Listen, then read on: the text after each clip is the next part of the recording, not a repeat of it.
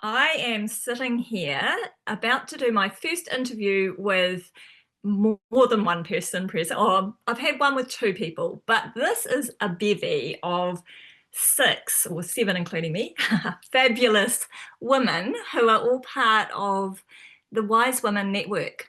And this podcast interview and is going to share with you what the Wise Women Network is all about, who the people are behind it, why it was started, and what it's hoping to achieve. So I think there's not everybody here from the kind of the Wise Women Network collective, but we do have a good pool of us, and I'm going to ask each of you to just do a brief introduction of yourselves to get us started with the podcast. So perhaps we can start with you, Michelle. And I am a traveling midwife. Um, I don't know if there's many doing what I'm doing, and I'm currently traveling throughout New Zealand, um, which has a bit of a story behind it. Traveling through New Zealand doing remote rural cover, and getting a good um, knowledge of the midwifery services being offered throughout New Zealand, and remote rural midwifery is where my heart is. So I'm also a childbirth educator. I've done a lot in lactation. I have a specialty in breech birth and a passion for home birth. And I think many would agree that I'm a real birth activist and for um, women's rights in childbirth, and that's what really drives me. Beautiful. Thanks, Michelle. Let's hear from you, Kiki. Hi, thanks for having me, Carla. Yeah, I'm Kiki. I am a mama to was two and recently became three after having an amazing, healing, awe-inspiring, transformative home birth in the water after two cesareans, two very traumatic cesareans. So I I don't have a big long list of credentials like Michelle, but I am from that experience have become almost a birth activist myself, I think. And I'm also incredibly passionate about women receiving the the best possible care and treatment in the birth setting, and for all women to experience the amazingness of birth like I did, if possible. And yeah, having that birth has really lit a fire in my belly, and hence, yeah, why I'm here and part of this group, part of this network. Beautiful. Sharon. I'm Sharon Robinson, and I'm originally from the United States, and I had a very medicalized training and was grateful for everything I learned, and um, knew at the time that wasn't how I was going to want to practice midwifery, but I was grateful for the knowledge and experience of having trained in two big city hospitals in the Bronx in New York. We're looking at where I would go to work as a midwife, and it was looking at the Netherlands or New Zealand. And because I'd lived in Tonga as a child, I guess it felt a little bit more like coming home to this part of the world, and New Zealanders speak English, and I liked the idea of living more rurally. And I think I've become more and more and more passionate about avoiding the medicalized model of midwifery care, although I'm grateful for it when it can truly help there be a better outcome than without it. I'm also concerned about how it creates bad outcomes by jumping in with too much too soon. Thank you, Sharon. Nell. Hello, and thanks, Carla. Thank you for having us all on here to be able to speak and allow everyone to know why we're here and who we are, and going forward. So I'm Nell. I am a mama of 4 adult sons, a grandmother, a former midwife of 10 years experience, and now a birth keeper. And I work with women in that space. I'm just so passionate about working with women to bring them back to themselves, because that's where birth should be, is with the women. And I'm just really loving this support in this group to help do that. Yeah, thanks, Nell. Kristen. Hello. Oh, it's so exciting to be here, and thanks so much, Carla, that we now get to introduce ourselves. I love it. I am Kristen. I'm a mum of 3 beautiful girls, and I had a home birth with my 3rd baby after a C-section with my first, which propelled me into my birth work.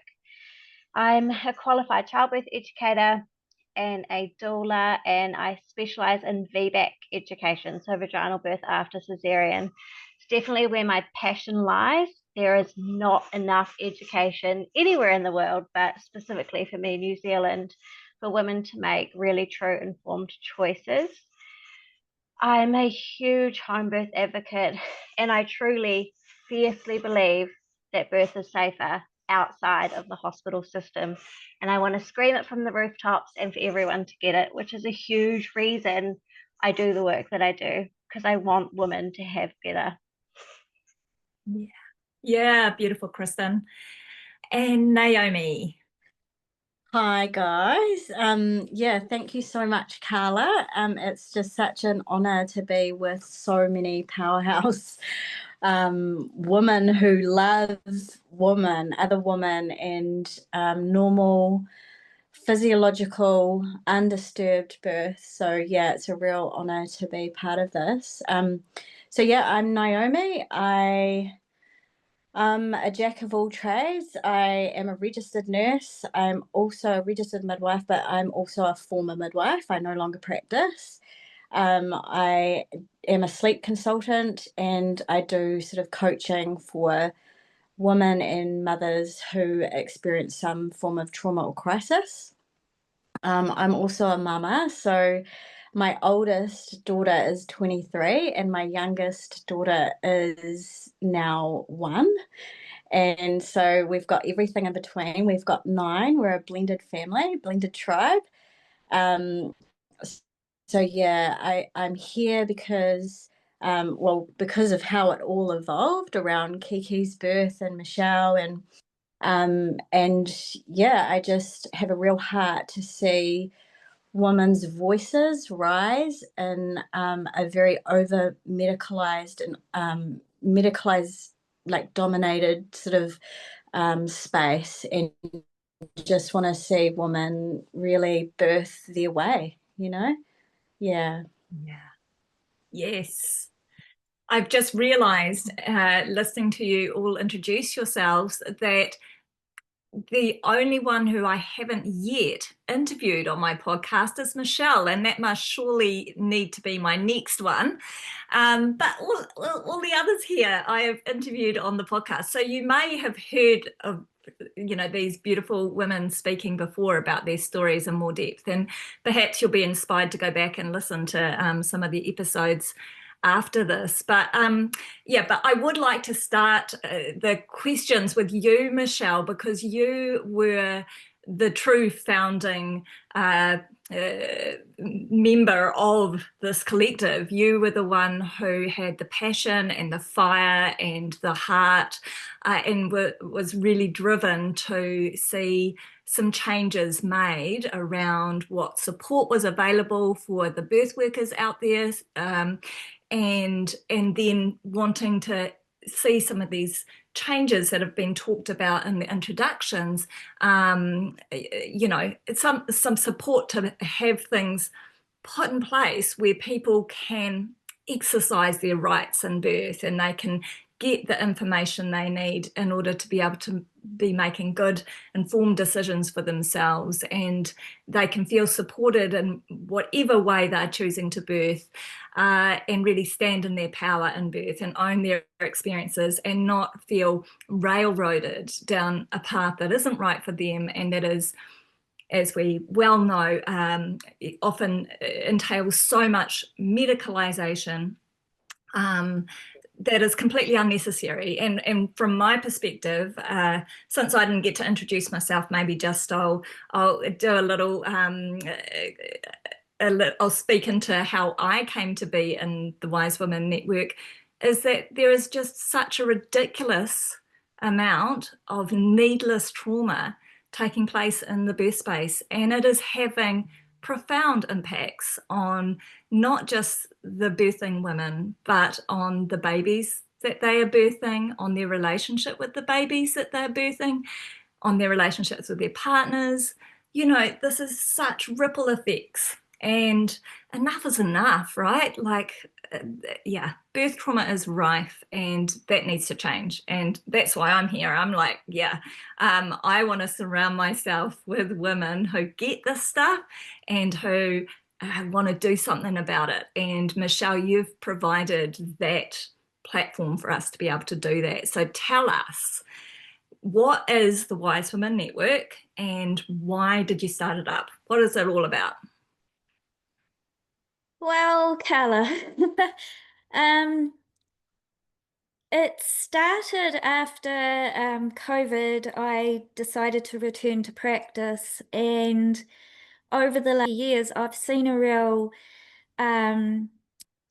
changeover from midwives became autonomous practitioners. To get to that point, women and midwives fought really hard for a good 10 or 12 years politically, and you know, really stood up to the government and the DHBs and the hospitals, because at that stage home birth was very, very minimal, and there was only about 18 domiciliary midwives in New Zealand. But, you know, over the years, I've just seen from the 1990s a real pullback where the medicalized model and the DHBs and the hospitals are pulling women back into them again. And we have this, we have gone from this woman-centered space of her being the decision maker and being able to make informed choices, back into this real authoritative model that we're in now, where the care is really being dictated to the woman, and she's losing her autonomy. But on top of it, midwives are also losing their autonomy to be able to give women full informed choices. And so my passion came, I have this huge drive of real basic human rights. And it comes down to our bodies are our bodies, and we have the right to say what is done to our bodies. And I've just felt like when I came back from COVID, that there was more than 90% of women birthing back in hospitals again, and under a really fear-based kind of dictatorship kind of thing.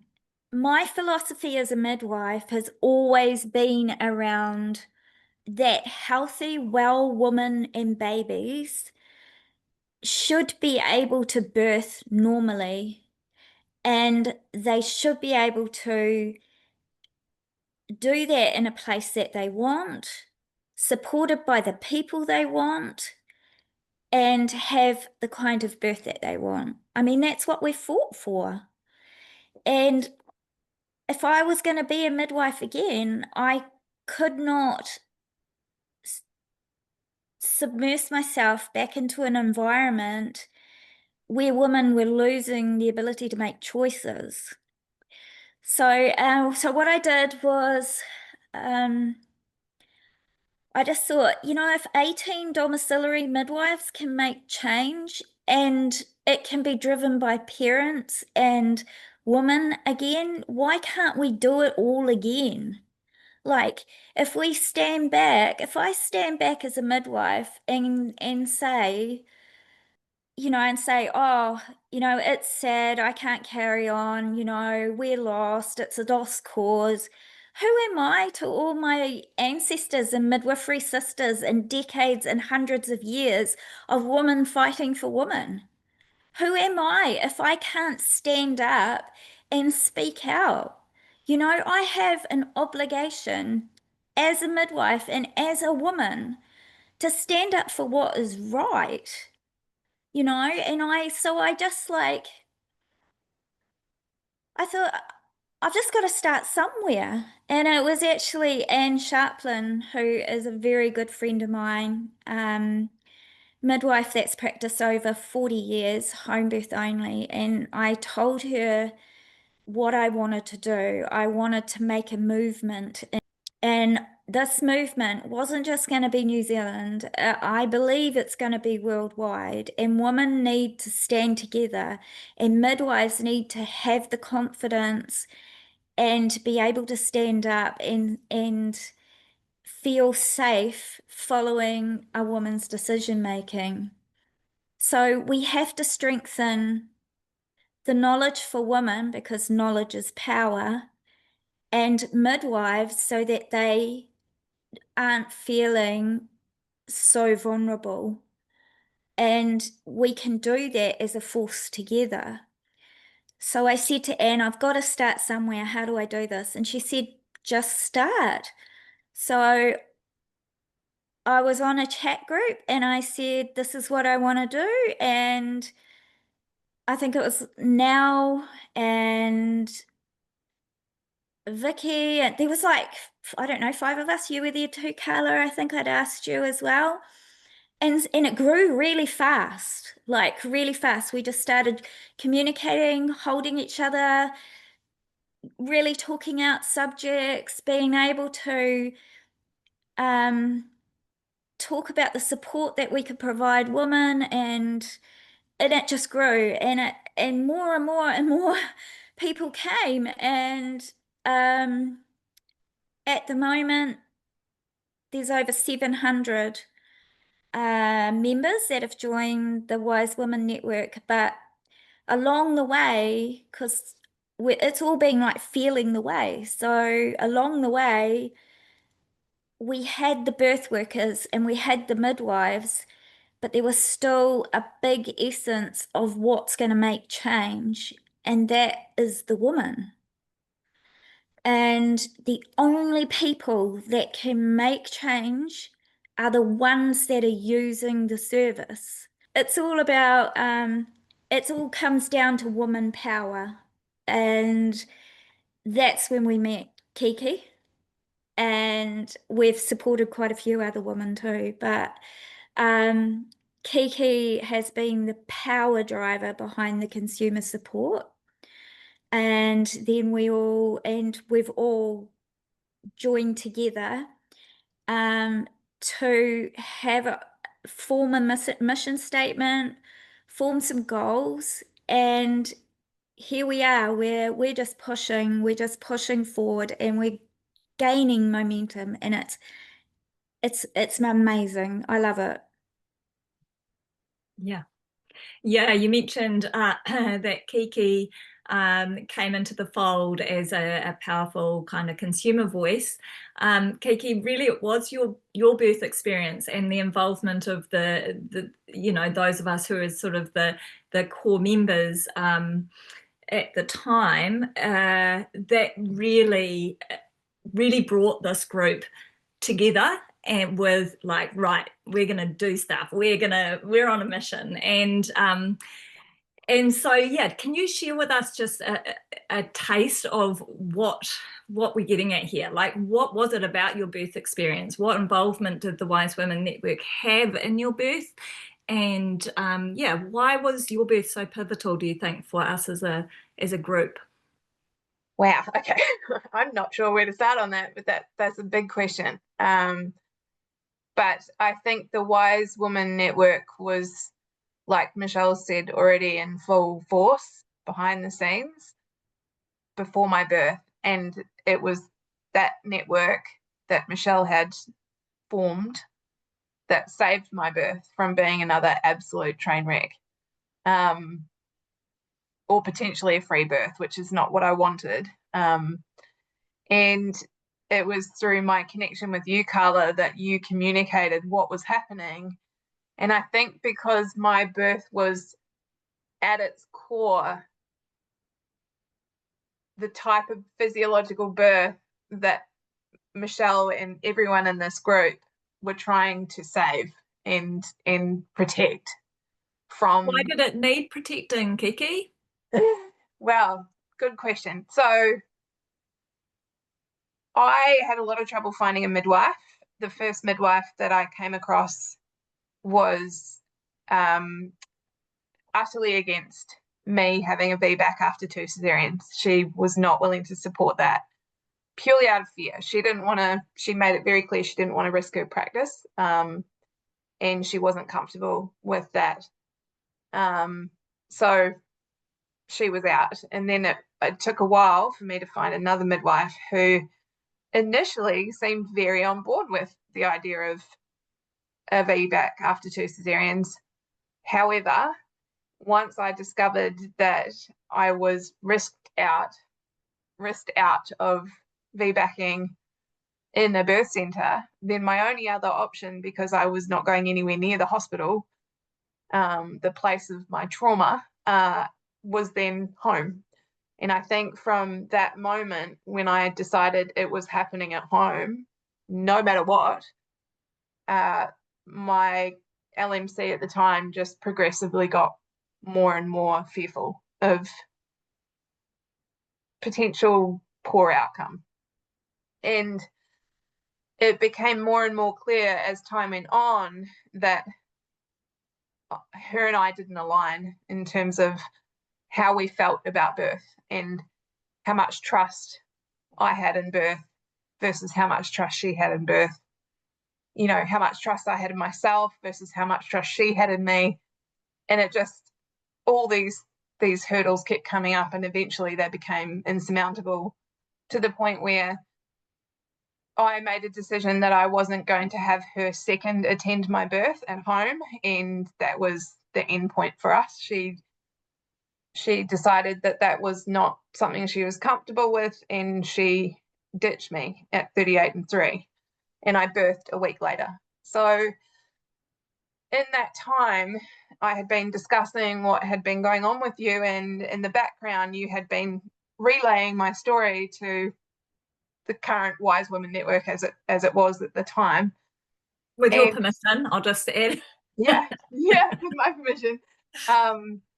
And it was at the point where I was like, well, you know, if it needs to be a free birth, then it's going to be a free birth, and I'm willing to do that, because I'm not sacrificing my last chance at a physiological birth for anyone. So I had no expectations that you would be able to find me some support, but boy, did you find me some support. So, you know, and Michelle led that charge, and together with Sharon and Des and also Reagan. Yes, Reagan. I ended up, joining forces with all four of them, and they scheduled around when they were going to be away and here, and yeah, and I birthed at 39 and 3 at home in the water with Desiree by my side, and it was amazing. But I think as much as it was about the birth and for me to have that birth because it was my final shot, I knew from kind of earlier on that this birth was more than just about me, and it was more than, it was going to be more than that moment. And there was just something in me that said, you need to fight all these fights, because there was a lot of fights along the way in order to do something bigger than just you know, like there was, I don't know, I couldn't really describe it. And I had an unraveling your trauma session with Sian, who was one of Carla's graduates, I guess you would call them. And she said, I kind of feel like you're on the precipice of something here. You're on the edge of something, and you're potentially going to start something with your birth. And she was so right. Like, she knew, like, I don't know, there's a change in the air. And as soon as I had that birth and I understood physiological birth and the power of women and how incredible we are as like these vessels that create and bring into the world, you know, new life, and we don't need anything to do that. It just absolutely, everything just slipped into place for me, and I was just like, everyone needs to experience this. All women need to experience this, because this is what it's all about. Like, we need to know who we are and what we're capable of. And I felt so supported and seen by Michelle and the team that I thought, nah, I've got to pay this forward. And my way of paying it forward is to join forces with Michelle and the rest of the team to help women see what I see. Yeah, I think that covers. Love it. And I kind of just want to speak into the links that Michelle and those other 3 beautiful midwives went to ensure, Kiki, that you were going to be supported to birth the way that you felt safest birthing. You said you would have had a free birth, but that was not what you ideally wanted. You wanted a wise woman midwife at your side. And yeah, you know, Michelle arranged a Zoom call. Well, it might have been more than one, but I was at one of them, a Zoom call between us all, so you could get to meet and talk with the team and get to know each other a bit. Sharon lives all the way down in Taranaki, which is a, I don't know, 4-hour drive or something, from probably longer, from Tauranga. And she was like, I'll be on call, and if I need to come up, you know, there was this, you mentioned a schedule. This was because Michelle was traveling around doing her locum work here, there and everywhere. Reagan was away for part of the time. You know, Sharon was down in Taranaki. So it was a real kind of juggling act to make sure that there was going to be somebody there to support you whenever you went into labour, and that there'd be a backup available for them as well. So it was, you know, and this was all out of the, like, the love and goodness of their hearts. This was a labour of love.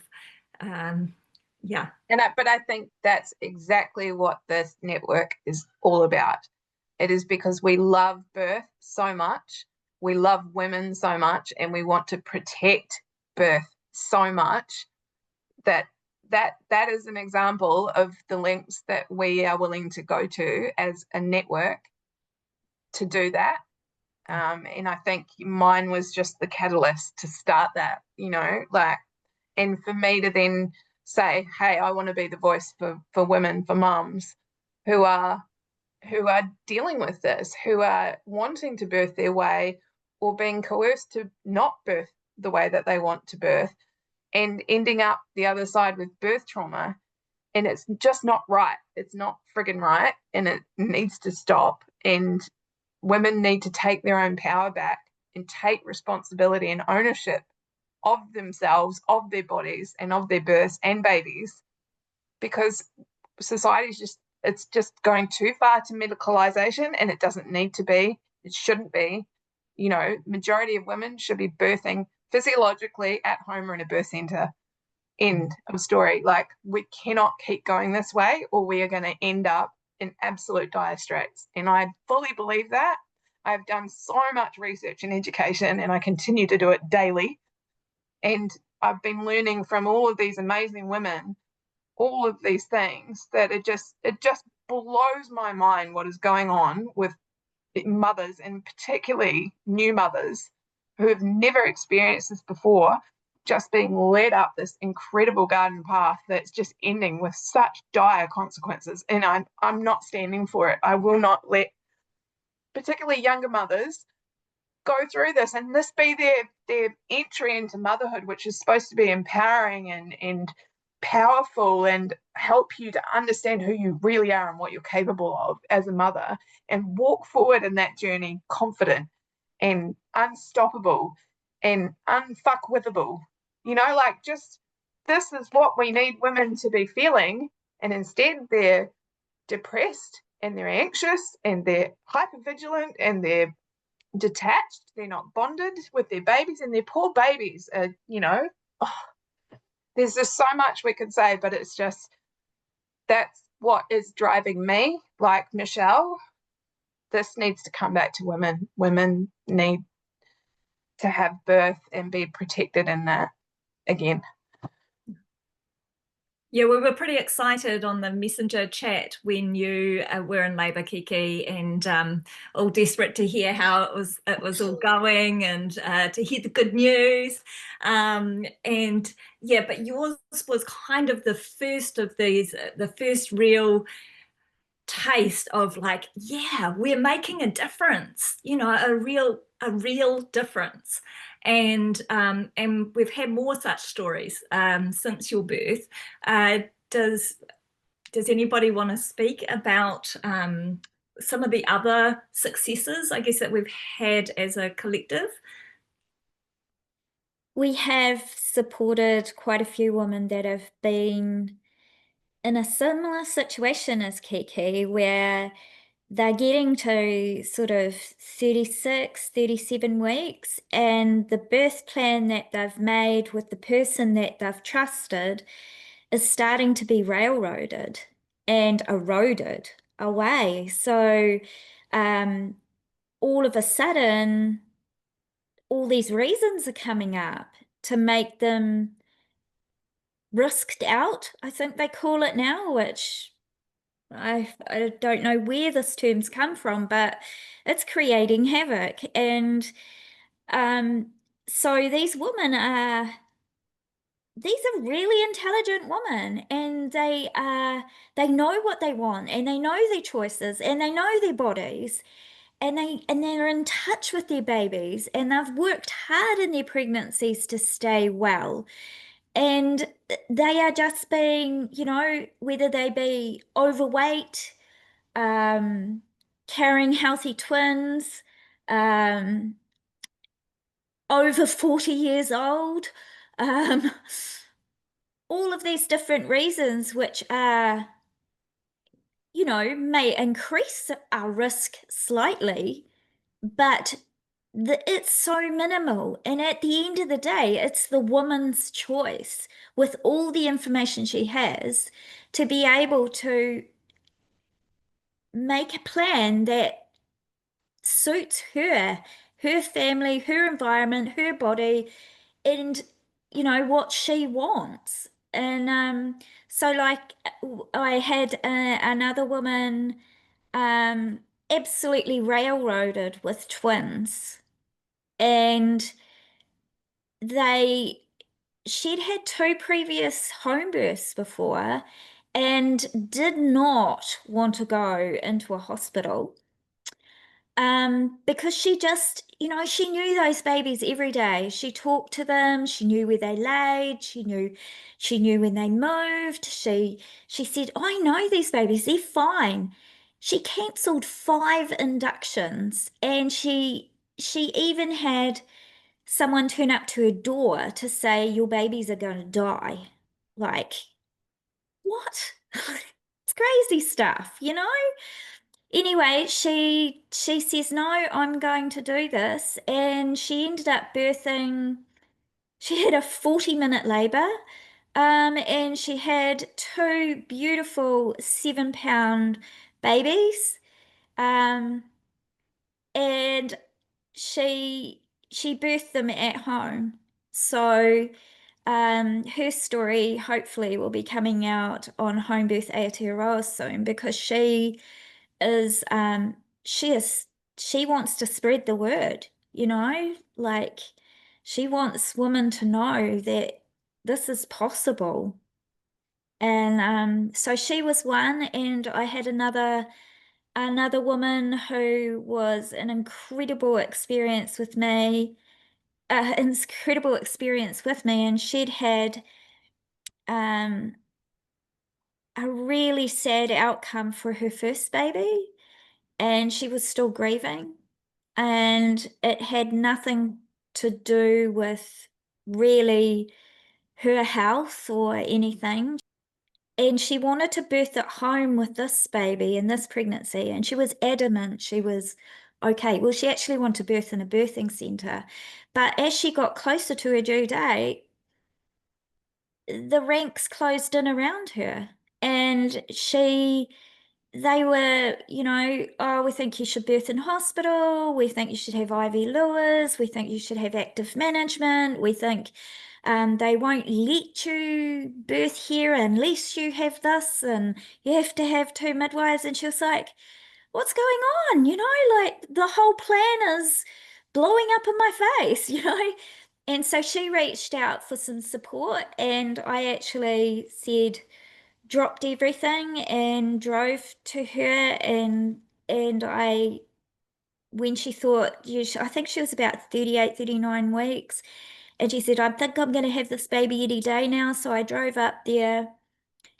She lived about 2.5 hours from, about 2 hours from the hospital, and she ended up having a beautiful birth at home as well. And it really healed her from her first experience. But in her case, walking through those hospital doors again was her worst nightmare. That's where all her trauma happened. You know, I don't think we look at, in most studies, we don't look at feelings, how a woman comes out the other end, how it has impacted, how her birth has impacted on her. We don't look at long-term outcomes enough. We don't give much respect to a woman recovering from birth at all. And, you know, there's all these women, more and more and more, coming out with more trauma, like Kiki said. So, yeah.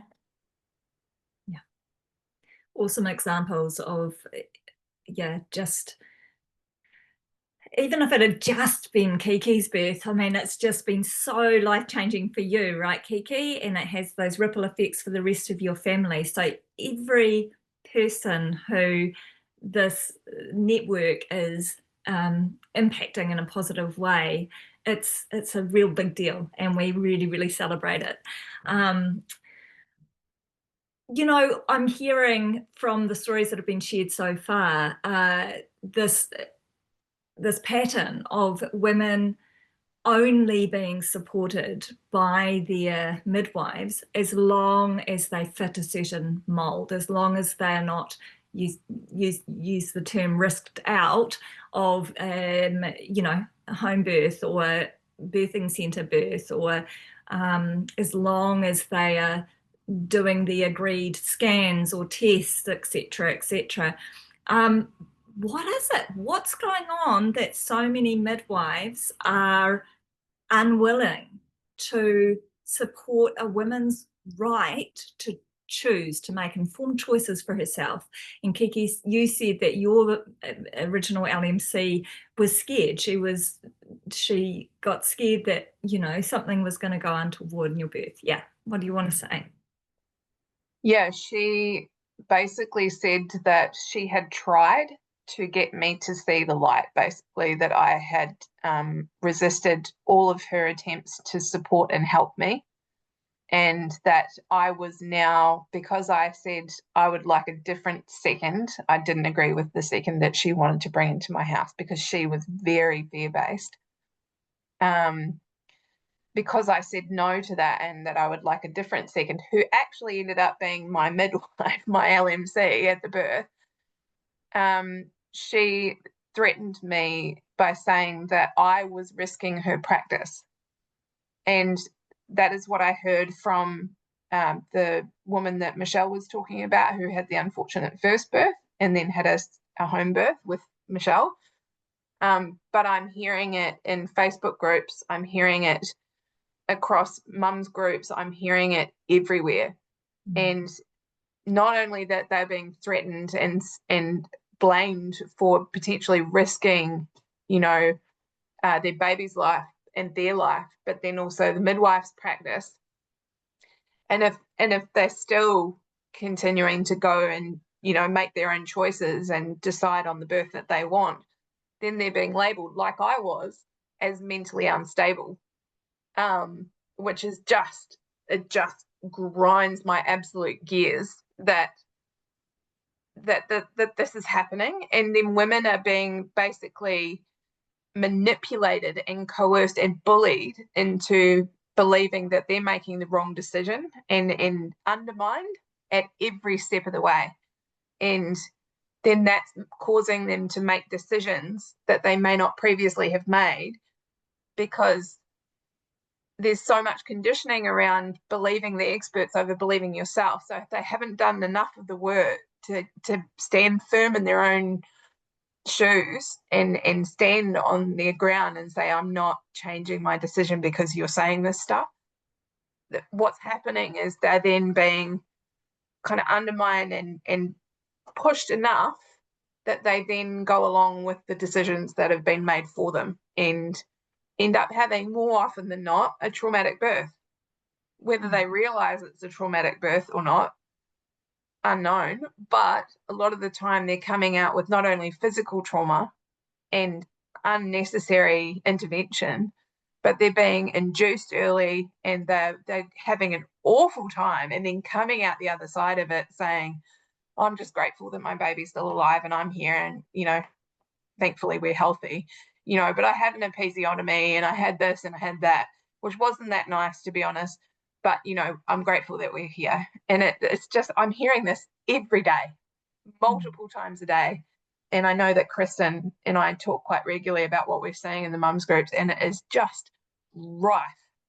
And this threatening of LMC practices is appalling, to say the least. And I don't know where it's stemming from. I don't know if anyone else can offer where it's coming from, maybe, but it just feels like the midwives are being told to say this, or they're being threatened themselves and are then kind of passing on that threat to the women themselves. So yeah. Yeah, it's a bit of a shame that we've got a third-year midwifery student among our collective, Dawn, and we were hoping she was going to be able to be here tonight to speak to what she's experiencing as a student midwife coming through the system, and whether midwives are being are coming out the other side of their midwifery training feeling really skilled in supporting physiological birth and managing, some of those other situations. And among you here, I can see head shaking.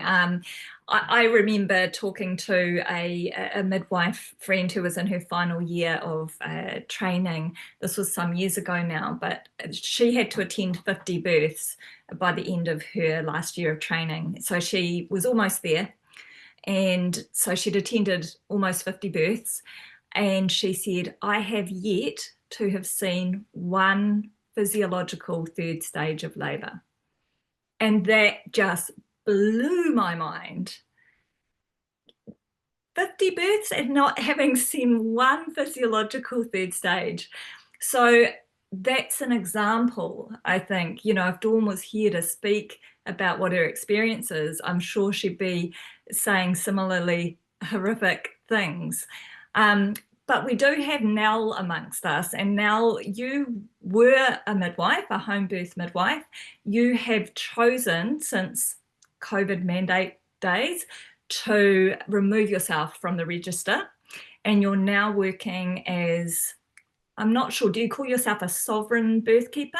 You're a birth keeper anyway, I know that much, and I would love for you to share why. You know, that will probably give the listeners a bit of insight into what's going on, and for some midwives around, you know, being able to practice and support women's choices. Yeah, thanks, Carla. Yeah, I just call myself a birth keeper. I think, I mean, sovereign can be a word, or authentic, but birth keeper at a whole, I think that just covers it. That I'm not quite just a doula. I'm a doula with some extra skills, I suppose, because I was a midwife. So obviously do not practice midwifery. Yes, 2021, 2022 was very life-changing.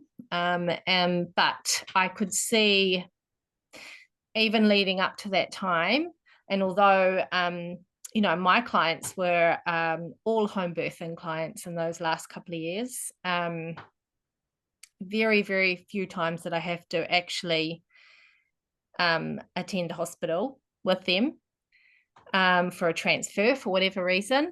But in those few times, the culture, the fear, the parallel bullying that I just witnessed, you know, among midwives, among colleagues, is just rife. And I don't know if the culture is any different. I feel like it's probably not. Yeah, so I chose not to go back into that. So obviously, even though the mandates were lifted, and you know, I could have potentially become a home birth midwife again, it just that part just did not align with my practice, how I wanted to practice, how I wanted to be with women. So I feel that being a birth keeper, I can actually just be completely with women, and I don't feel like I have this ode to a certificate, to a body, of, you know, a corporation who are setting these archaic policies. And yeah, I just felt like I could just be me, you know, and just speak as me and not have to watch what I say, because of fear of my practicing certificate. So I get that side of it, you know, and I've witnessed it even as a birth keeper, working with a woman who also had an LMC, who also got, you know, she got that same as Kiki. You know, I'm not comfortable to support you because of X, Y, and Z at 38 weeks. So she was left. So her choices were, yeah, free birth or go to the hospital. And that's not okay, you know. I mean, of course, I still supported her, but she didn't choose to free birth. And I do fully support women who choose to free birth as well. Like, that's their choice. If that's what they want, you know, those women really do the work. But women who are choosing an LMC and like get to know them and are forming a partnership, and then suddenly get, you know, don't have them anymore, it's like they're left. I'm not sure how we are going to change that, but I'm here for it. I'm here for some change for all the women, you know, and in the meantime, I'm here to support women in whatever capacity I can, just to be able to feel empowered in their choices, and not like, oh, you shouldn't do that because, oh, that might be unsafe, you know. Yeah, I don't know whether that answered your question. Sorry. No, that was great. I'm wondering if Sharon and or Michelle, you know, the midwives, the practicing midwives among us, might like to share a bit about what midwives who are listening to this conversation, who may be thinking, yeah, I want to be able to support women, but there are all these sort of barriers and fears and pressures through having to maintain my registration or certification. What can the Wise Women Network do to support those midwives? How could being a part of the network be of any value to them? And what advice would you two share around staying true to midwifery practice, being with women and supporting women's choice in an age of incredible over medicalization of birth? Okay, well, just FYI, everyone, I was put on mental health stress sick leave for being accused by colleagues of being mentally unstable and unsafe. And I had to navigate a pretty difficult experience of that. And all I could say was I wanted to be assessed by a psychiatrist as soon as possible. I'd been being bullied for over a decade. And so I think what happened to me is what a lot of midwives are terrified of. Complaints to the HDC, coroner's inquests if there is a bad outcome. And often it is our colleagues that are gonna make a complaint. I didn't have a bad outcome. I just was supporting women's choice and trying to keep a primary unit open. And I don't know. I mean, I only have my perspective to speak from, but I have decided to use my experience to support. Well, I'm still on my own recovery path from what happened, and you know, like just thinking about Kiki, and if it hadn't been for Michelle organizing us, you know, I couldn't have said, yeah, I can take care of you. But Michelle said, well, if I can get a schedule of who's available so that we've got this covered, I'll book her. And, you know, everybody's like supporting Michelle to provide the care. And we need each other. I guess that's my point, as midwives or as birth keepers or whatever. We can't do this solo. We really, really need, and we need women like Kiki who want this. We can't tell women you want this and then make them want it. You know, it's like people like you are just so wonderful. Like I remember years ago working with a couple of midwives who said, oh, you don't want those women who are looking for another midwife, you know, don't take the ones who are changing, they're trouble. Well, I started taking them and I found out those were my people, you know, because they knew what they didn't want and then they knew what they wanted. And I want to take care of women who know what they want. And sometimes that's intervention. And as long as they're informed and they have their rationale for what they want, I'm going to support that. I'm just supporting. I just was writing last night, like things for the Matariki publication that NZCOM's doing for midwives who've passed in the last year. And 2 of my previous midwifery partners have died in the last year. And I wrote what's going to be published about them and sent the pictures in. And my last midwifery partner that I had when I moved here, she'd had a cesarean, a traumatic induction led to emergency cesarean when she was 16. And then I was her midwife with her next baby when she was 19. And she had a vaginal birth in the hospital with me at 19. And then she studied midwifery. And after I decided I had to leave Taranaki. And she was in midwifery school. And then she had a home birth at 43 weeks of a baby that turned out to be over 10 pounds, direct OP at home. And she was just like so fierce, right?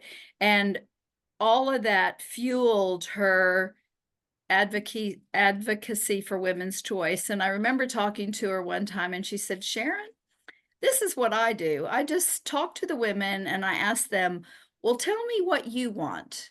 And so they go through it and they tell her what they want. And then she says, well, let's do that then. That's it. Well, then why don't we just do that? So yeah, it's, we have to be brave. We have to be fucking brave. And I've learned many years ago that Kiwis would call me brave and what they meant was stupid.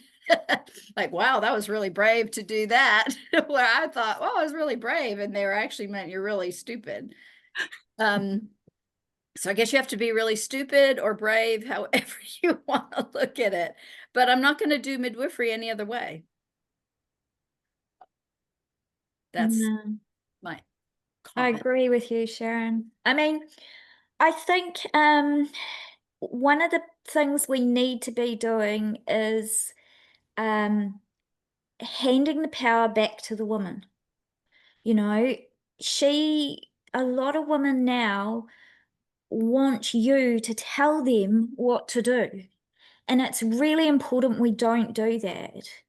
And I always say it's like, you know, when they say to you, what do you think? Or it's about the way that we talk to women and that they look to us as the professional, the authority, the person making the decision. So it's very, very important that we hand that handbag back to them.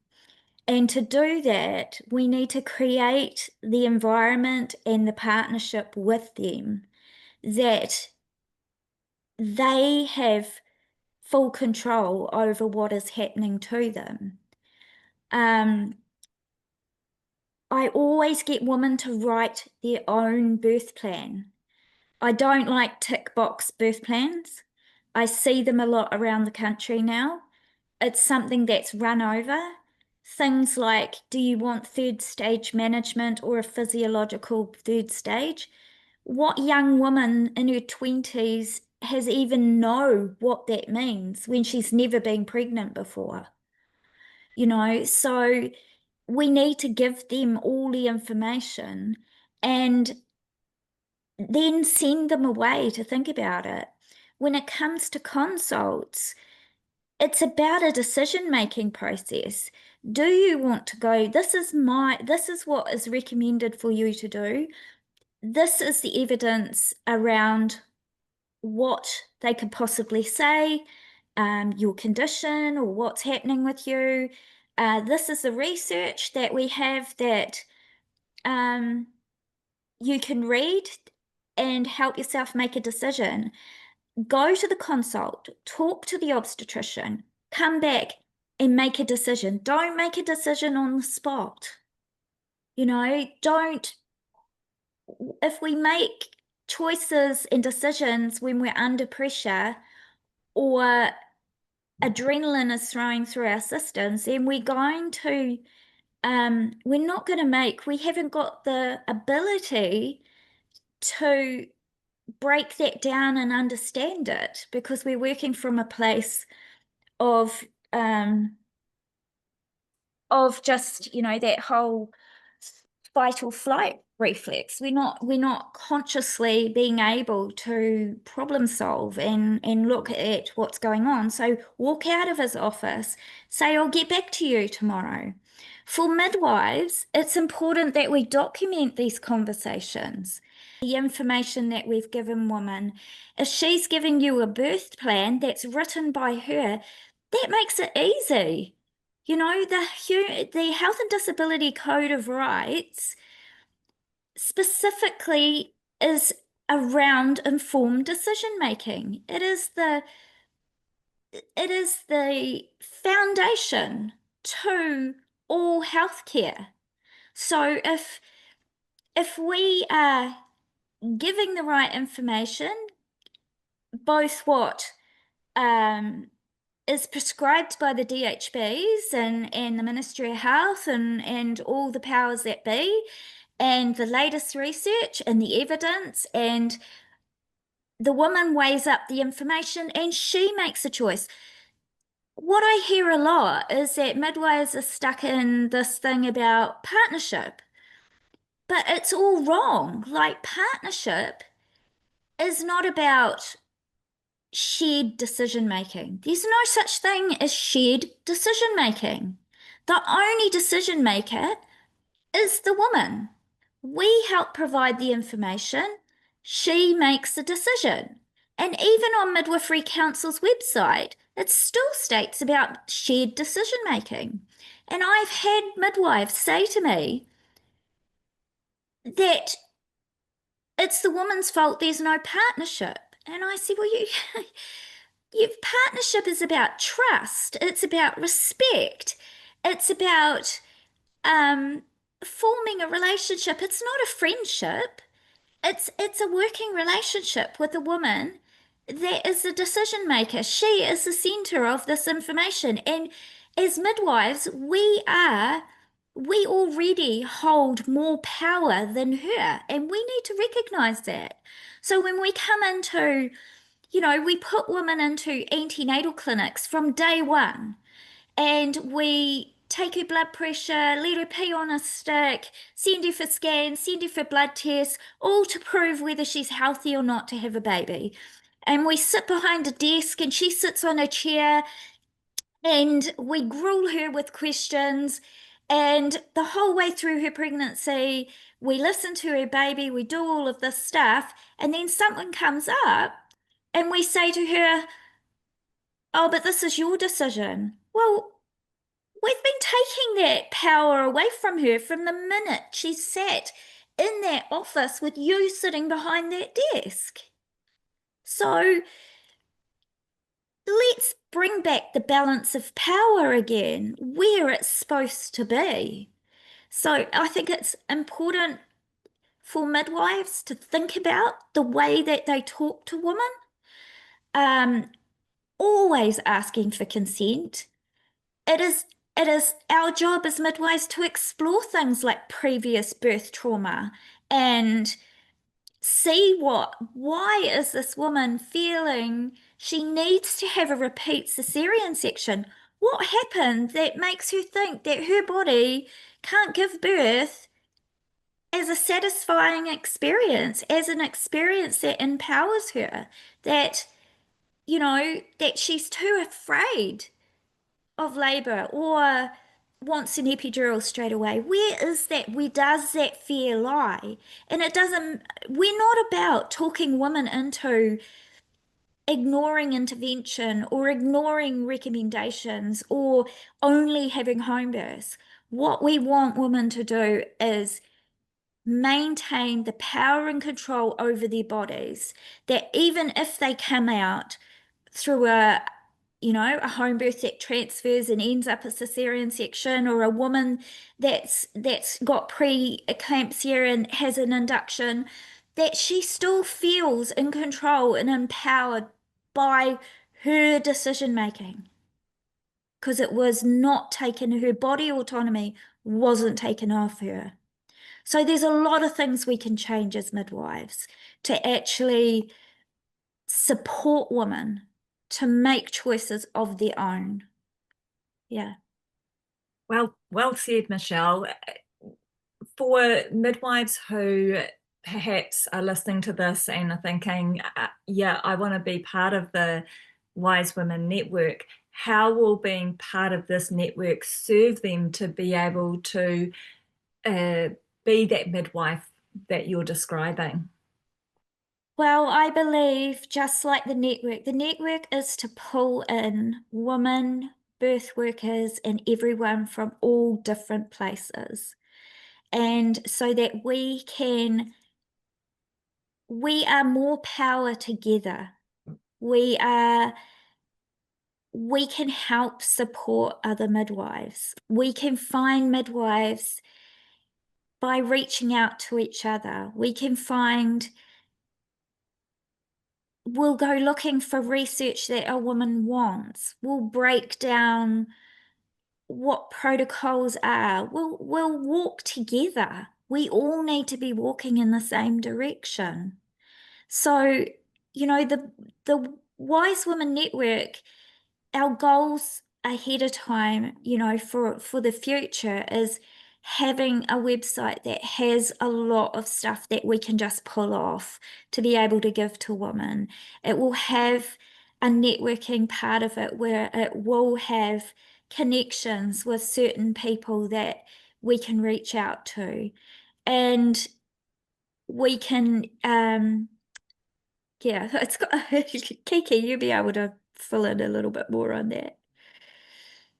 Yeah, I think adding to what you've just said, Michelle, the idea is that we can use the website and the Facebook group and our Instagram and social media to support women where they're at and to support midwives to support those women where they're at by doing all the research and giving them the evidence-based information that they need for their particular situation, because everybody's individual, every journey's individual, and every baby's different.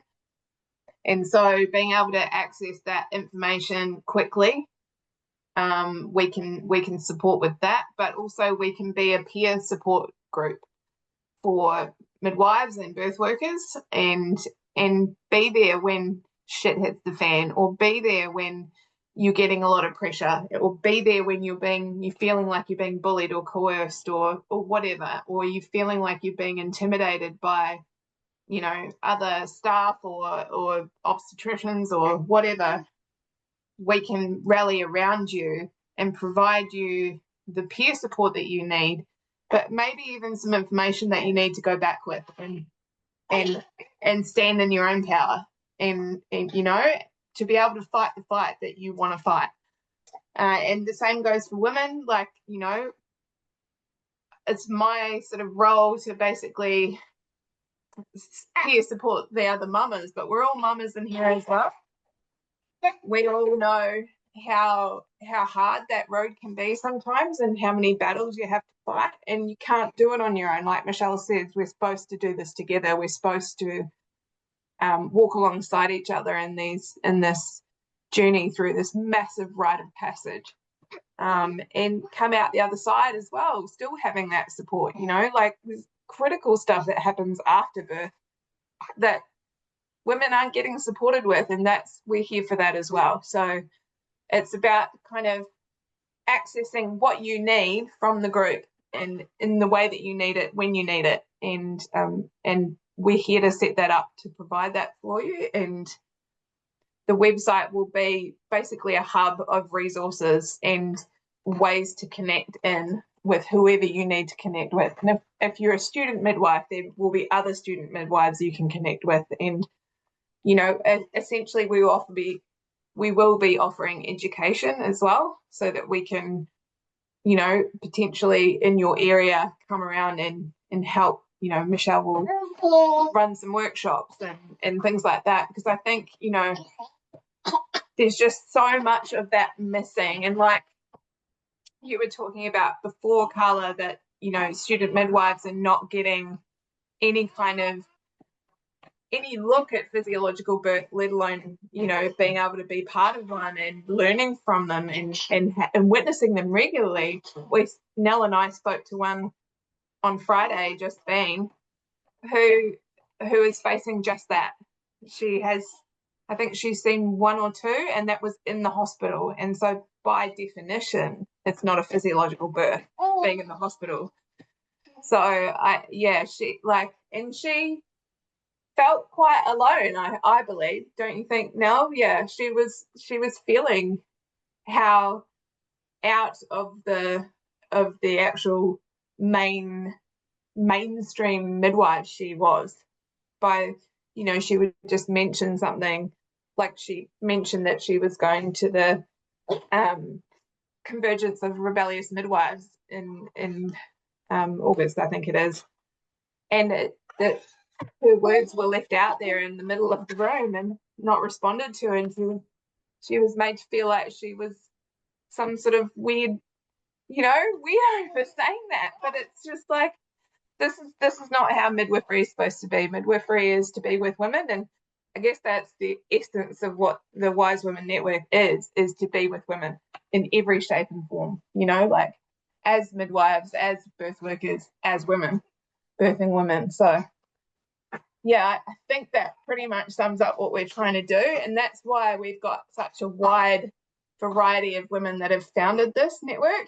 We've got birth workers, we've got doulas, we've got midwives, we've got mamas, we've got birth trauma support networks as well, and we've got all sorts of people from all walks of life joining, and we want to make that an international thing as well. And I think the more we can get in, the better, because then the more support we can provide each other. Yeah, thinking back to the story that Michelle shared earlier about the woman who had the tragic first birth, and then Michelle attended her at home. I know, Kiki, that you were in touch with that woman really frequently, and so it's not just about accessing the sort of maternity care you need. It's about being seen and heard in your experience. It's about having somebody who will listen and, you know, and love on you when you are going through tough times. It's such a beautiful connecting experience to be part of this collective where it's all about just wanting women to be able to experience motherhood, birth, is this amazing rite of passage that it's designed to be, a rite of passage that is designed to bring them out the other side of that birth experience, feeling fully in their power and fully trusting of their bodies and their instincts and their intuition. And that's what we need in order to meet the bigger challenge, which is parenting a little newborn baby, you know. And I, in my birth trauma support role, I just hear story after story, as I'm sure you all do, of women who are on the complete opposite end of the spectrum when they enter the motherhood journey.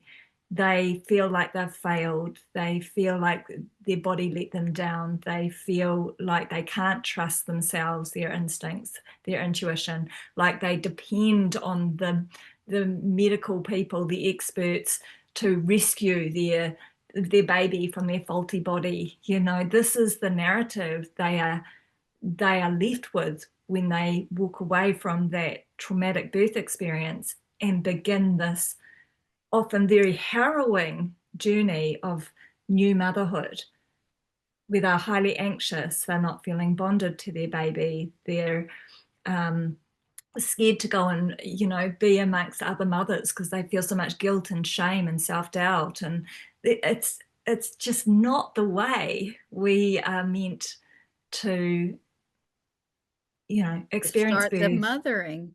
It's not. Yeah.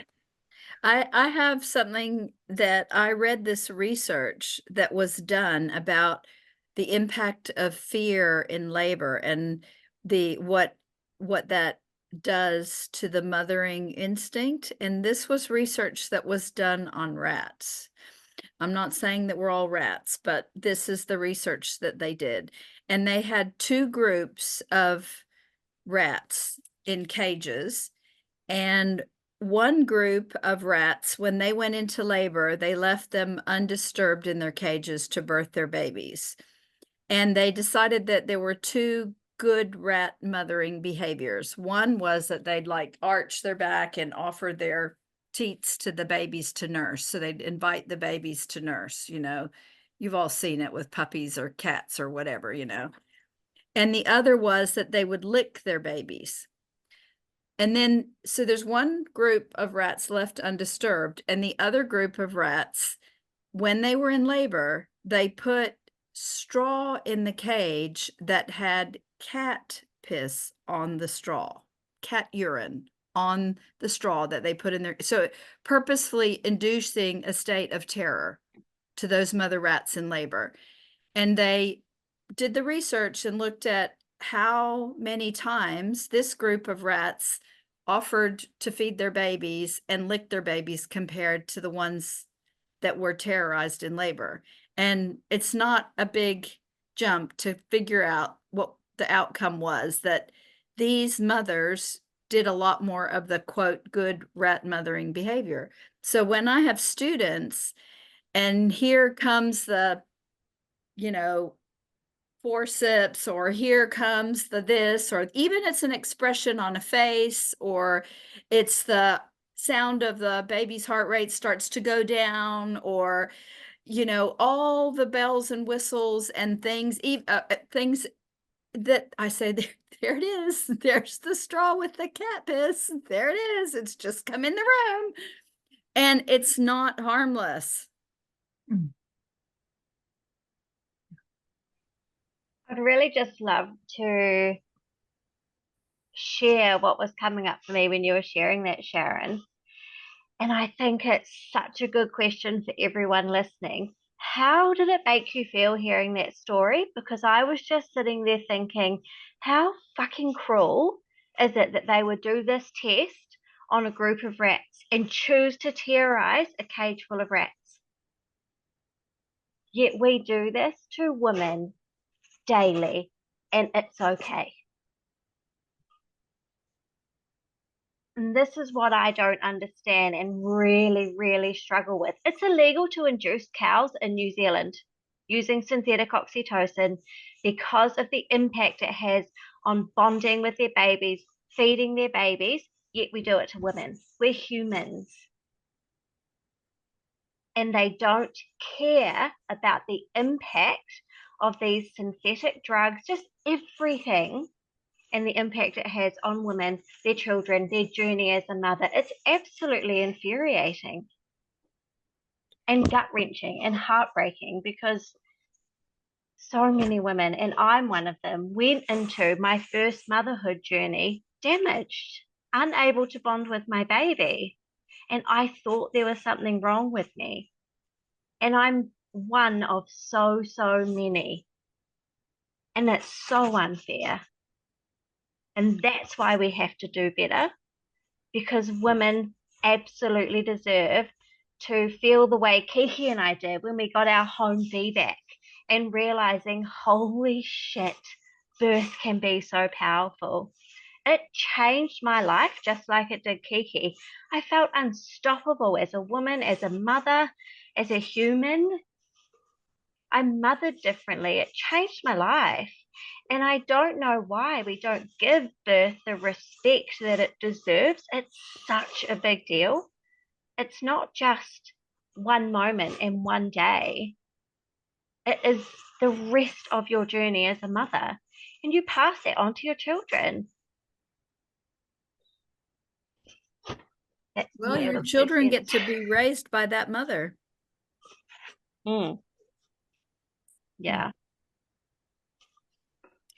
Yes, it makes me think. I've been running antenatal classes recently, and it's been quite powerful for me doing some work that's this like preventative support instead of all this ambulance at the bottom of the cliff birth trauma healing work, right?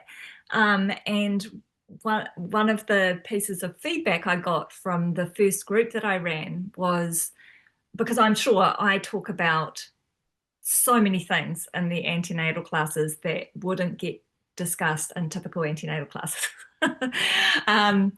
And I do it because I know what's causing all the trauma. It's women not understanding this, that, and the other thing about, you know, what they're being subconsciously taking on board or being told, or what's being normalized out there around this medicalizing of birth and this taking away of their power, and this birth being a means to an end rather than you know, a life-altering, important, powerful rite of passage.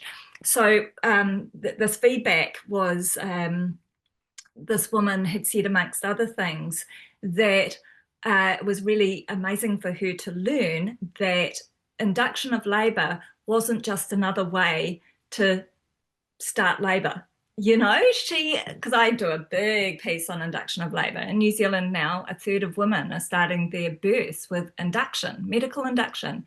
And I'm hearing the stories all the time of just how traumatizing the inevitable cascade of interventions, the lack of bonding that's happening, you know, for these mothers and new babies, the cesareans, the forceps, the, you know, all the physical, emotional, psychological damage that is being done because of this intervention, induction of labour.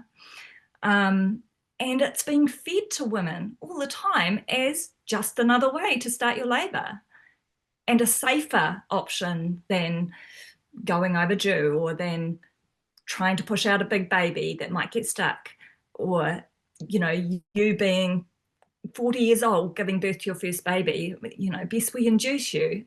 It's like, it's mind-boggling. It really is, how they get away with such a lack of informed consent process taking place, you know, around this is just one intervention that's happening way more frequently than is justified or is safe even, you know. It's But even not if even what it's made out to be. Michelle's been posting heaps of stuff about induction and recent research that says what 1,850 inductions have to occur to save one baby. And what the heck have we done to those 1,850 women and their babies? People say that somebody told them they could be induced on Friday and they just wanted to see their baby.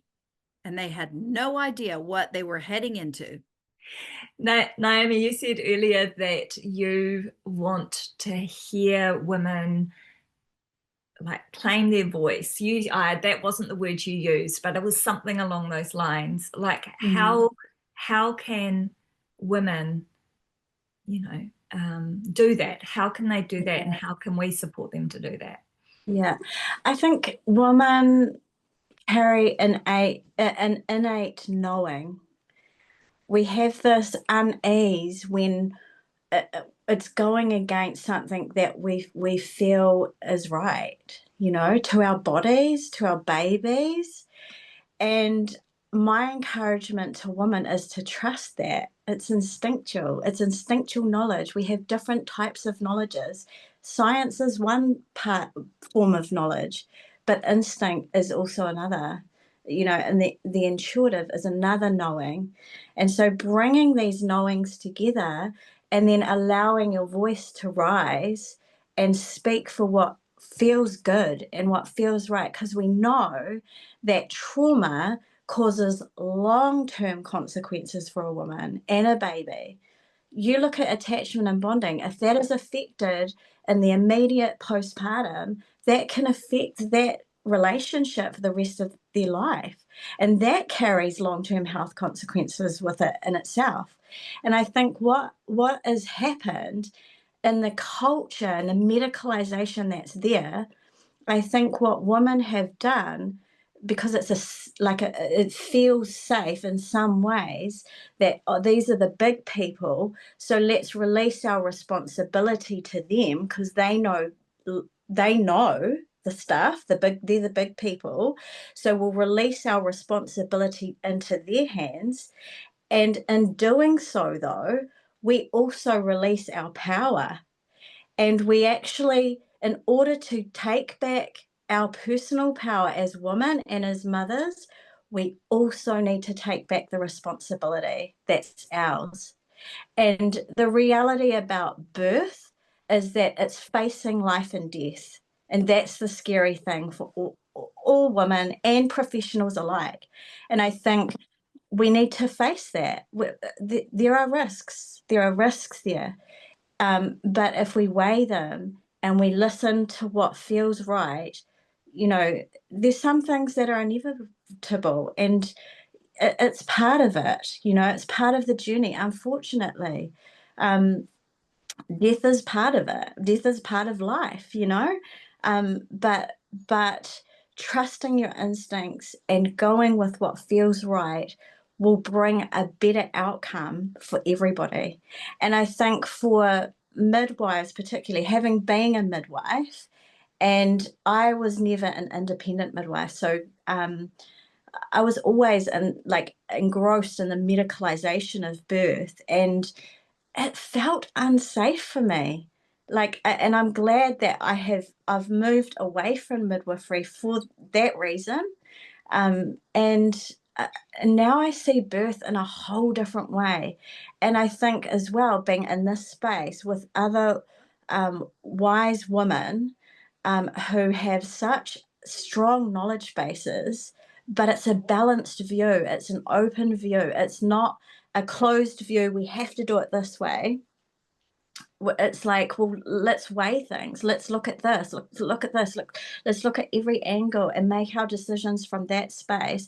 And to be able to freely speak about, oh, I'm a little bit, what about this, or how could we navigate this? Being free to speak about it, I think, is really important for midwives, because there's a hierarchy in that culture, and you can't speak freely, and the culture sort of oppresses even the midwifery voice. And like you're saying, Sharon, you're ostracized if you speak out something that goes against the grain. And so I think this space, this wise woman space, is so important in pushing back the tide of overreach of medicalization on women, babies, families, and even in the profession. Yeah, so I think this is a safe space, and that's what we're wanting it to be, and a network, so that we're using wisdom. We're not just like loose as gooses and going, oh, do dangerous practice just because. We're saying, what's both sides of the argument? What's the evidence out there? How can we work together? What knowledge does this person have? What knowledge does this person have? And then bringing it together to support the midwife or the birth keeper or the woman. Yeah, so yeah.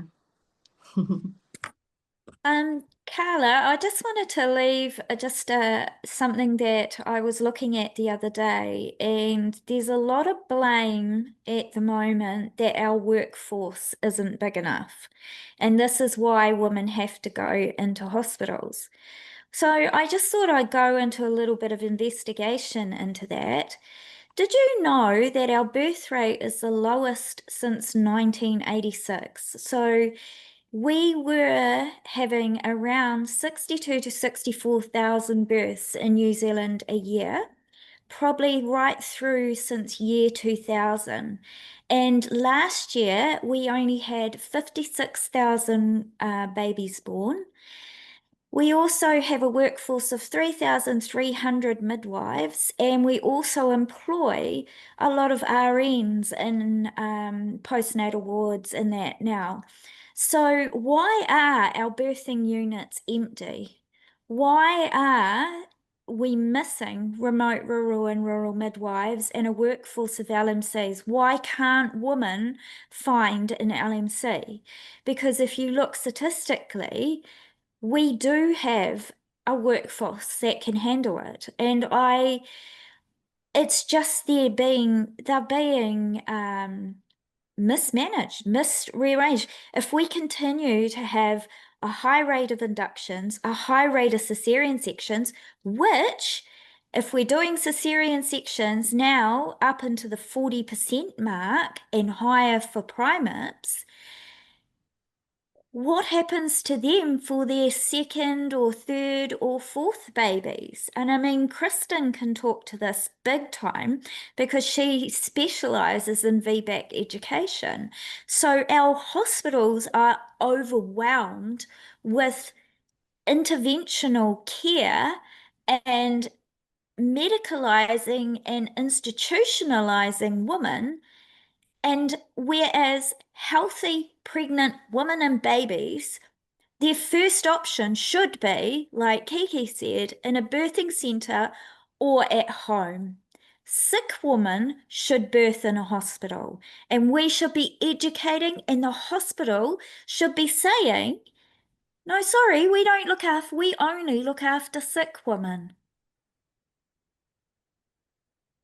You know, I've travelled the whole country, and that was part of forming the Wise Women Network. Was I don't want to be talking about something I don't know about. So I set myself on a journey in a camper van, and I have worked from the bottom of the South Island to the top of the North Island in many different rural areas and birthing centres. And so many of them have locked doors and empty beds, waiting for someone to birth. And these birthing units have got beautiful double beds, bassinets, staff that can come at their beck and call because they haven't got anyone else to look after. And when they're there, there's only like 4 or 6 beds. So they have one-on-one care, lactation specialists, home-cooked meals, partners can stay. Why are they empty? This is a management thing from DHBs. And now what is really, really in crisis at the moment is the majority of every town and city now has case loading teams. That women aren't even seeing their midwife twice, the same midwife. So we have prescription antenatal care. Beginning of your care, you have all these tests, 20-week scan, all the scans beforehand, then you get to 24 weeks and you start having your GT2s and your polygos and your blood test, and we're looking for things wrong. And if you sit into any high-risk category, you go on to have consults with the obstetrician, serial growth scans, which we know are up to 64% wrong. We know from the big baby trial had to be shut down because the only tool they used couldn't tell if the baby was big. So the trial wasn't any good anymore because all of these normal sized babies came out of all these women that were meant to have big babies. So there lies a big problem that is based on misinformation. This is the kind of information we need to get out there so women actually know. Ponsonby Birthing Centre, the birthing side was shut down. What, so we can overwhelm National Women's Hospital? It makes no sense.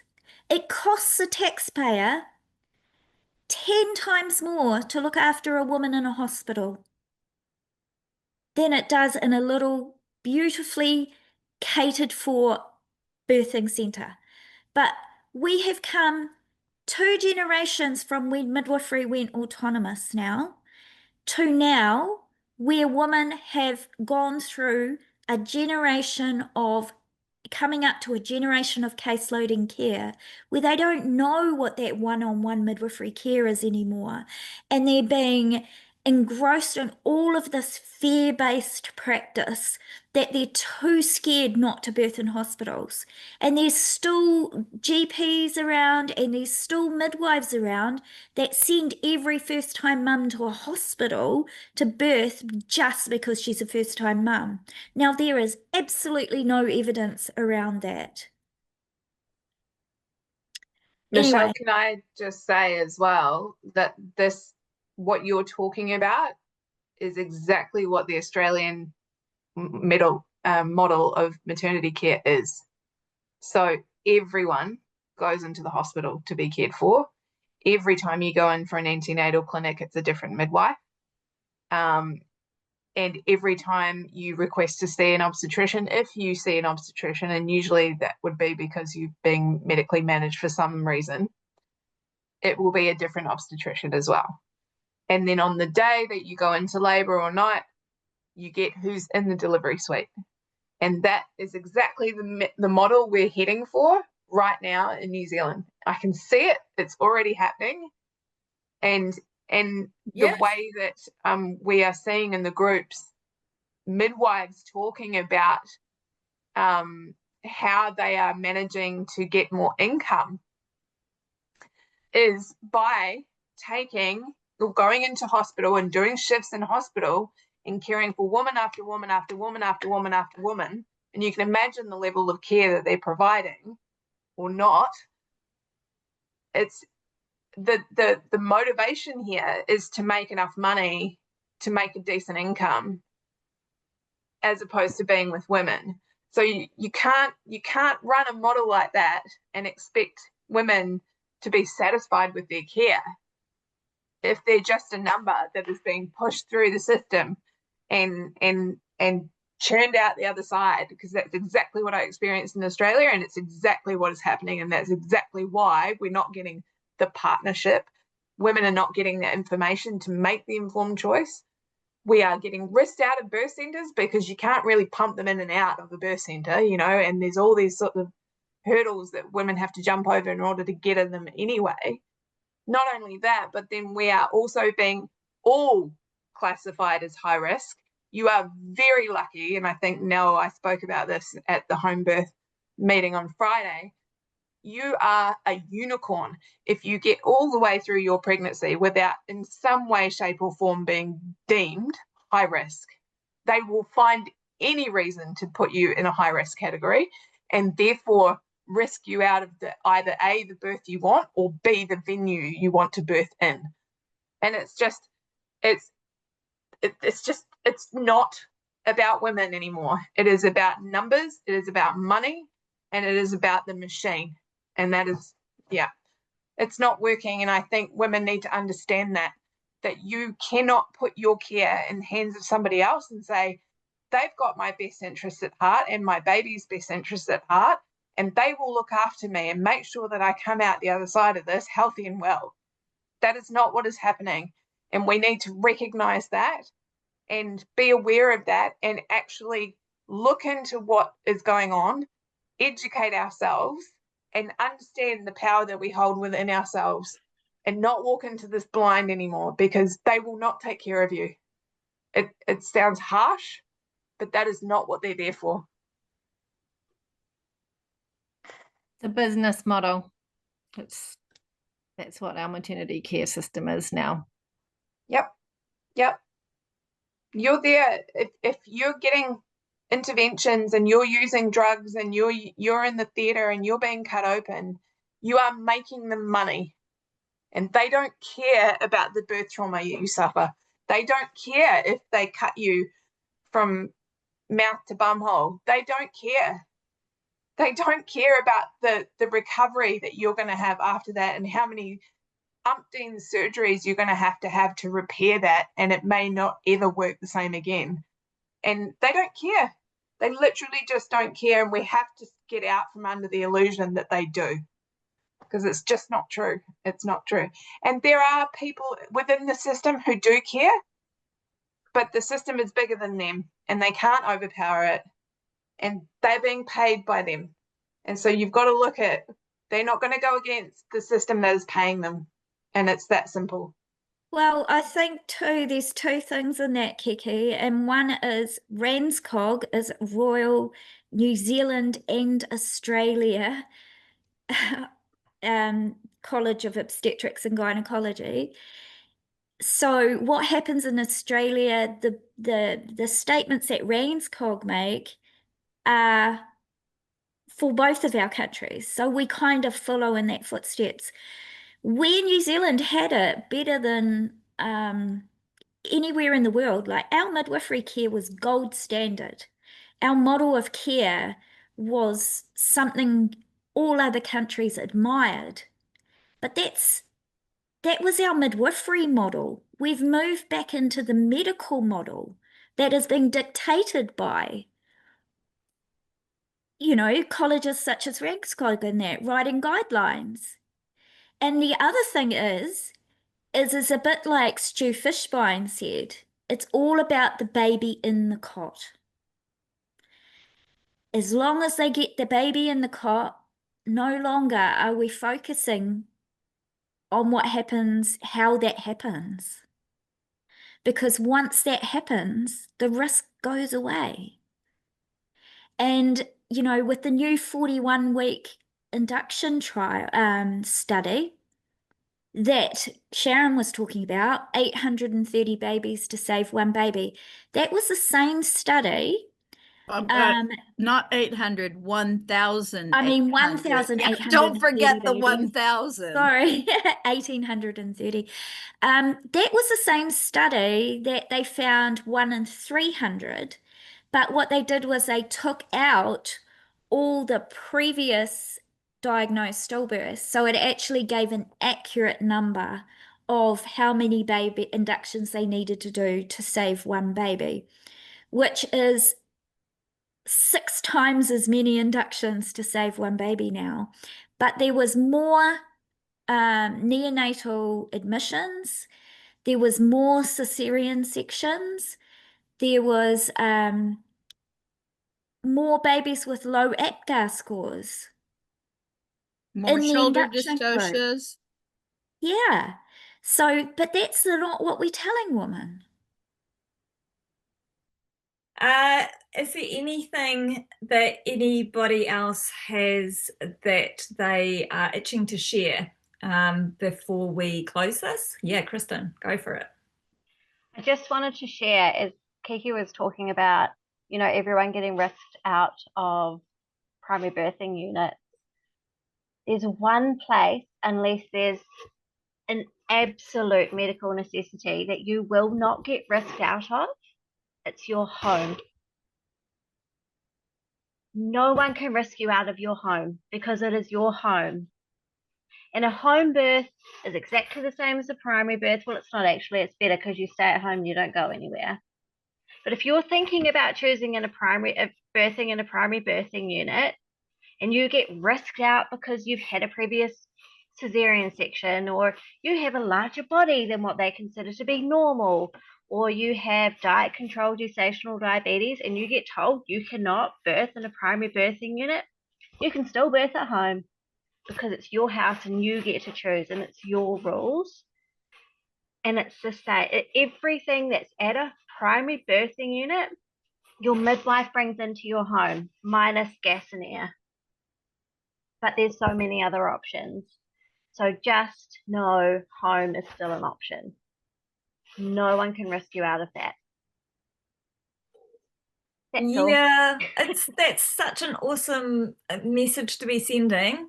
And I feel like I need to put the big old but in there, which is, but your midwife might not continue to be your midwife. And then it leaves women in this position of having to choose between free birth, no, maternity care professional there with them, or hospital.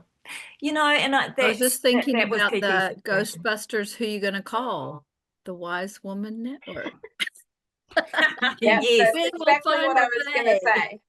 Exactly what I was going to say, Sharon. Like, That is what we're here for, and we will rally around you to see if we can find an LMC that will support you, because there's a lot of them in the network. And that's what we want to do, is there's got to be people around you that can support you, and we'll find them. I love that. So let's finish on that epic note.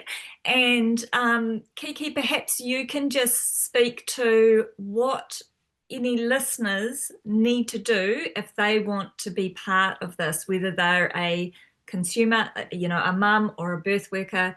What are the avenues?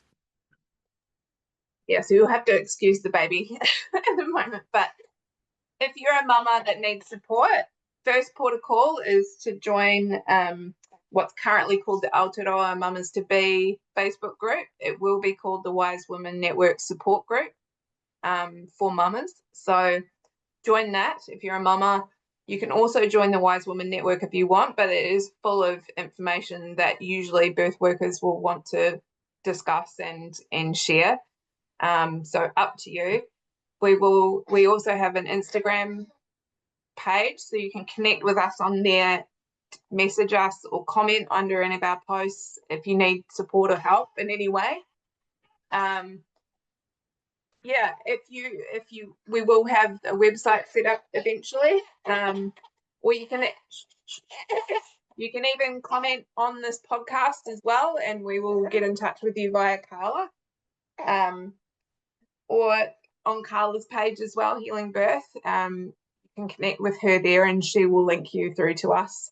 Yeah, and if you're a midwife or a birth worker who needs support, same thing, but probably first port of call would be to go to the Wise Women Network Facebook group and join, and get in there, get active, say what you need, speak, use your voice. We're here, we're listening, we're always on the group, we're always talking birth. We are never not, so there will be someone there that will pick up your call for help, and we will go into activation mode and do whatever we can to support you where you're at. And I think that's the thing as well, is that we understand that everyone is an individual. And I think it was Sharon, I'm not sure who mentioned before, but we're not about, Naomi, I think it was, we're not about the way that you birth and being rigid about that. We're about meeting you where you're at and with what you need, and finding a way to support you with that, because everybody is individual, every birth is individual, and every baby is individual, and every story needs different support. So yeah, and I think if you're out there and you want to join this and be part of this and be part of the movement, we need you, because every voice has something to offer and some value to add to the movement. So please do it, please join. Beautiful. I will, of course, put those links to the social media pages in the show notes. And once we have our website sorted, I will add that in as well, that link. So yeah, you can get hold of us by looking in the show notes if need be. Thank you, awesome women, for coming on and sharing your passion and your ideas and love and energy around all things birth, women, motherhood. Yeah, I guess I'll see you guys in the chat forum probably within the next hour, because we are like that, right? Yeah, and love to all of you who are listening and want to get on board and have been impacted or affected by what we've shared tonight.